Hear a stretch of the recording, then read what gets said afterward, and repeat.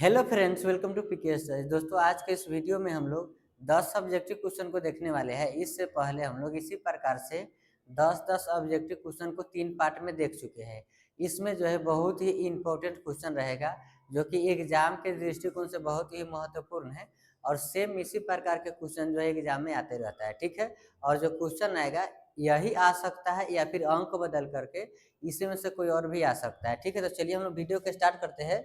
और अगर आप इससे पिछला वीडियो नहीं देखे हैं तो इस वीडियो के खत्म होने के बाद आप देख सकते हैं, ठीक है। चलिए पहले प्रश्न को देखते हैं। यदि दो संख्याओं का एचसीएफ 1 हो तो वे संख्याएं कहलाती है। यानी कि दो संख्या है और उसका एचसीएफ कितना है, 1 है, तो क्या कहलाएगी? सम संख्या, अभाज्य संख्या, परस्पर अभाज्य संख्या, संयुक्त संख्या। तो दोनों जो संख्या है वो क्या कहलाएगी? तो उस संख्या जो है अभाज्य कहलाएगा। क्या कहलाएगा? अभाज्य। दो संख्या का एचसीएफ अगर 1 है तो दोनों क्या है? अभाज्य संख्या है, ठीक है। क्या है? अभाज्य संख्या। तो ऑप्शन ए जो है बिल्कुल सही जवाब हो जाएगा। अगले प्रश्न को देखते हैं हम लोग। जो हम लोग का दूसरा प्रश्न है, बहुपद के शून्य का ज्यामितीय अर्थ क्या है? एक्स अक्ष से दूरी, वाई अक्ष से दूरी, मूल बिंदु होगा, ठीक है। बहुपद का जो शून्यक होता है, यानी कि जो बहुपद का हम लोग ग्राफ बनाते हैं तो उसमें जो जीरो होता है उसको मूल बिंदु कहा जाता है, जो कि दोनों के बिल्कुल सेंटर में रहता है। अगले प्रश्न को देखते हैं हम लोग। अगला प्रश्न है, दो रैखिक समीकरण के अनंत हल होने की शर्त क्या है? दो रैखिक समीकरण है तो अनंत हल होने की शर्त क्या है? हम लोग जानते हैं पहले से ही। जैसे मान लीजिए इस प्रकार से कोई ग्राफ है, ठीक है। हम लोग यहाँ पर तीन जो है तीनों को अलग अलग बना लेते हैं और देखते हैं एक एक करके। जैसे कि अगर a1/a2 बराबर है b1/b2, तो जब a1/a2 बराबर हो जाता है b1/b2 की, यानी कि x और y दोनों बराबर नहीं होता है, नहीं है, इज नॉट इक्वल टू का मतलब नहीं है, तो दोनों रेखा जो है कहीं ना कहीं अलग से गुजरा हुआ है। और अलग से गुजरा हुआ है तो कहीं ना कहीं कटेगा, लेकिन एक ही जगह पर कटेगा। इसलिए इसका एक हल हो जाता है। कितना हल हो जाता है? एक हल। और यह प्रतिच्छेद करती है, यानी कि कटती है तो प्रतिच्छेद करती है। इसके आगे a1/a2, b1/b2 और c1/c। अच्छा, ये वाला देखते हैं हम लोग। a1/a2 is equal to b1/b2 is equal to c1/c2। तो यहाँ पर देख रहे हैं is not equal to c1/c2 है। इसमें क्या होगा?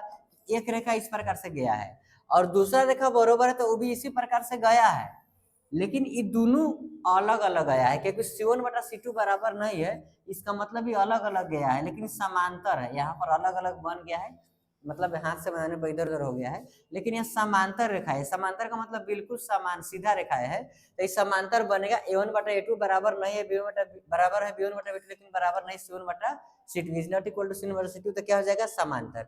जब सब बराबर होता है, क्या होता है? सब a1/a2 is equal to b1/b2 is equal to c1/c2, तो क्या हो जाएगा? तो यह एक ही मतलब एक ही रेखा पर दोनों रेखा जाएगा, जिसके कारण एक ही रेखा पर दोनों रेखा जाएगा। अच्छा, ये दोनों अलग अलग बन गया, इसको मिटा देते हैं। अरे, एक ही रेखा पर दोनों जब जाएगा तो यह हर जगह पर ही कटा हुआ है, मतलब कि हर जगह पर कटा हुआ है, इसीलिए इसका कितना हल हो जाएगा?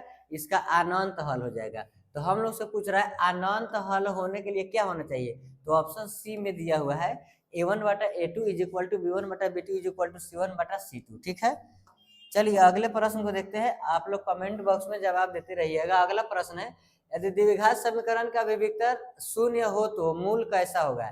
यानी कि एक द्विघात बहुपद है, अगर उसका विविक्तर शून्य हो तो विविक्तर का मतलब होता है डी के मान। क्या होता है? डी के मान होता है।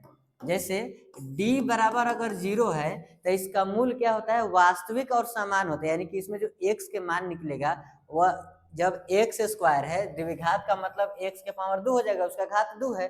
तो जब इसको हम लोग ज्ञात करेंगे तो इसका मूल जो है वास्तविक आएगा। वास्तविक का मतलब रियल नंबर आएगा।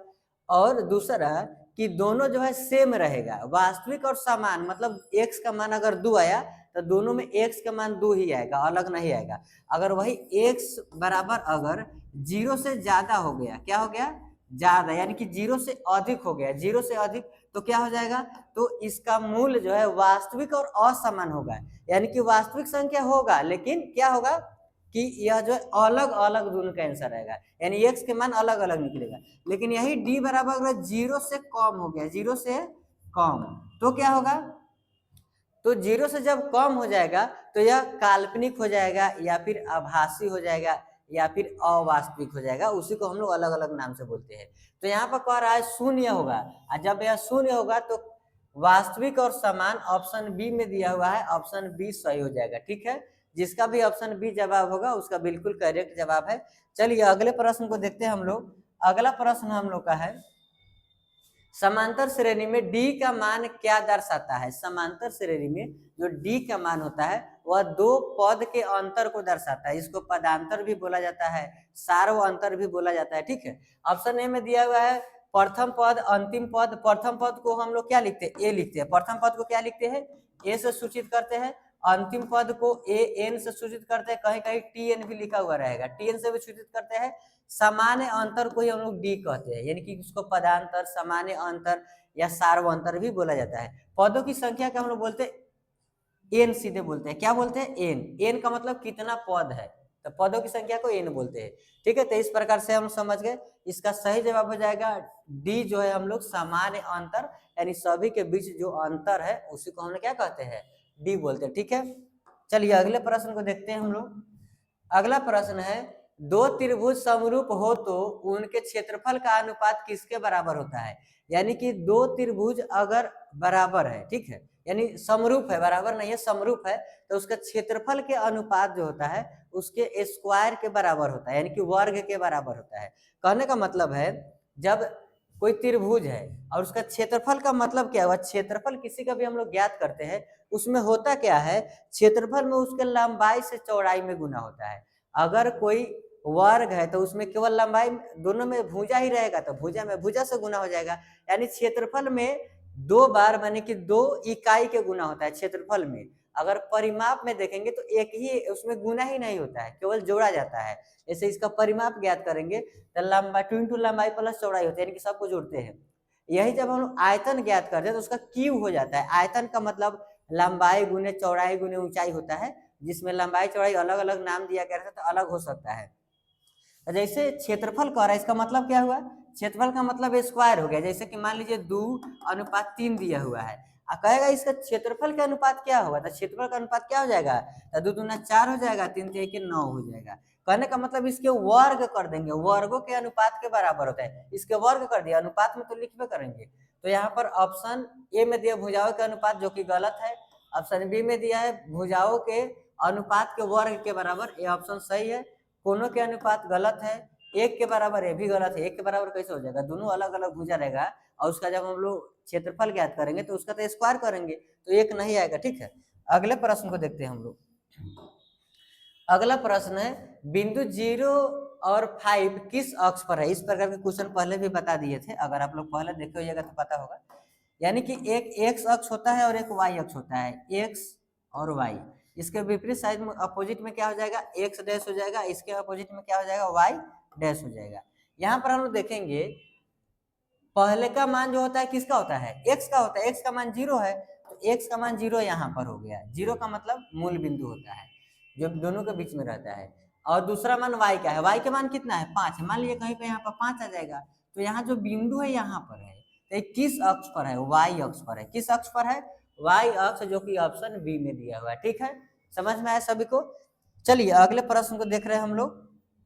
अगला प्रश्न क्या है, tan 45 का मान क्या होगा। tan 45 का मान तो फॉर्मूला से पूछा हुआ है, हम लोग जानते हैं tan 45 का मान कितना होता है, 1 होता है। तो इस पर करके आसान आसान क्वेश्चन भी आते रहता है, जो कि डायरेक्ट फार्मूला से भी पूछ देता है। अगर आपको फार्मूला नहीं आता है तो इसी चैनल पर आपको वीडियो मिल जाएगा जिसमें फार्मूला को अच्छा से पढ़ाया गया है। अगला प्रश्न है, वृत्त के केंद्र से स्पर्श रेखा की दूरी कितनी होती है। यानी कि वृत्त के केंद्र से, चलिए सबसे पहले एक हम लोग एग्जाम्पल के लिए यहाँ पर वृत्त बनाते हैं। स्पर्श रेखा का मतलब क्या होता है, एक यहाँ पर मान लीजिए रेखा है, रेखा अगर यहाँ से गुजर रहा है इसमें टच होकर के, तो इसको हम स्पर्श रेखा बोलेंगे। लेकिन यही रेखा अगर इधर से गुजर जाएगा तो इसको हम लोग क्या बोलते हैं, इसको अगर यहाँ से कोई रेखा गुजरेगा तो ये प्रतिच्छेद करते हुए रेखा हो जाएगी। कैसा रेखा हो जाएगी, प्रतिच्छेद रेखाएं हो जाएगी। स्पर्श का मतलब केवल टच किया चल गया, इसमें प्रतिच्छेद नहीं किया, तो इसके बिल्कुल सेंटर में रहेगा केंद्र। और केंद्र से जो इसका दूरी होता है उसको हम लोग त्रिज्या बोलते हैं। क्या बोलते हैं? केंद्र से जो वृत्त के बाहर जो वृत्त पर टच कर रहा है, वृत्त के जो बाहर परिमाप बनाए हुए हम लोग, तो यहाँ जो बिंदु रखे हुए हैं, यहाँ से इसके दूरी को हम लोग क्या बोलते हैं? त्रिज्या बोलते हैं। क्या बोलते हैं? व्यास के बराबर। गलत है, व्यास तो पूरा हो जाएगा, केंद्र से नहीं, पूरा के दूरी व्यास हो जाएगा। दूसरा त्रिज्या के बराबर, ऑप्शन बी बिल्कुल सही जवाब है। ठीक है, परिधि के बराबर, परिधि तो यही पूरा हो जाएगा, तो गलत हो जाएगा ना। शून्य, शून्य का मतलब जीरो, जीरो थोड़ा ये होगा। अगले प्रश्न को देखते हैं हम लोग का अगला प्रश्न है, यदि P A plus P B is equal to 1 हो तो घटनाएं कैसी होगी? कहने का मतलब पी ई, यानी कि किताब में दिया हुआ रहता है P E plus P E not is equal to 1 दिया रहता है, उसी की जगह पर ए और बी दे दिया है, इस प्रकार से बदल सकता है। कहने का मतलब अगर कोई सही घटना की प्रायिकता 1 है और गलत घटना की प्रायिकता, सही के घटना की प्रायिकता ए है और गलत के बी है, तो दोनों मिलाकर के 1 होगा, तो यह पूरक हो गया। कहने का मतलब कि कोई घटना अगर 0.4 है, सही अगर इतना है, तो गलत का प्रायिकता 0.6 होगा, दोनों के जोड़ने पर कितना आएगा? 1 होगा, तो ये पूरक हो रहा है। क्या हो रहा है? पूरक। स्वतंत्र, असंबद्ध, पूरक, जो कि ऑप्शन सी में दिया हुआ है। ठीक है, असंभव का मतलब 0 होता है। असंभव का मतलब क्या होता है? 0। संभव का मतलब 1। अगर 1 से ज्यादा हो जाएगा तो वह घटना नहीं होगा, मतलब कि मतलब कि अगर मान लीजिए कि कोई घटना 1 से ज्यादा है तो प्रायिकता ही नहीं होगा। असंभव का मतलब हुआ कि यह घटना नहीं घटित हुआ है, लेकिन 1 से ज्यादा और 0 से कम यानी कि माइनस में भी प्रायिकता नहीं होता है और 1 से ज्यादा भी प्रायिकता नहीं होता है। अगर कोई बात पूरी तरीके से गलत है तो 0 हो जाएगा, और पूरी तरीके से सही है तो 1 हो जाएगा, और 0 1 का बीच में है तो इसका कोई गारंटी नहीं है सही है या गलत है। ठीक है, तो हम लोग आज 10 क्वेश्चन को ही देखने वाले थे और 10 क्वेश्चन देख लिए हैं। अगर आप लोग इसके बाद का वीडियो देखना चाहते हैं तो देख सकते हैं, और दूसरा भी सब्जेक्ट का वीडियो इस चैनल पर आपको मिल जाएगा। तो आज के लिए इतना ही, मिलते हैं अगले वीडियो में, तब तक के लिए जय हिंद।